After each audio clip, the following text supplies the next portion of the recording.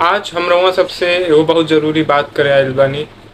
बात ई बा कि जब कश्मीरी पंडितन के मारल गईल रहल, जब बांग्लादेश में हिंदुअन के मारल गईल बा, और जहाँ जहाँ भी ऐसा कुल घटना भइल बा, अभी पश्चिम बंगाल में चलते बा, तो हमेशा आदमी अपन जगह छोड़ के चल जाला। एगो नॉर्मल आदमी यह करी, काहे कि सुकून से जिंदगी आदमी के बितावे के बा। लेकिन एगो सच बात बताई, हमनी के कब ले तरी भागल रह जा। हमरा अब एक चीज तो बुझा गईल बा कि केहू के चढ़े नहीं खे देवे के, ओकरा खातिर चाहे कुछ करे के पड़े। ना तो एगो ऐसा दिन आई कि हमनी के एगो बिंदु ना मिली, एगो सुई के नोक के बराबर जौन जमीन होला, जौन महाभारत में कहल गई रहला, उतनो जमीन हमनी के ना मिली कि हमनी के रही जा। तो अपना हक खातिर जरूर लड़ब जा।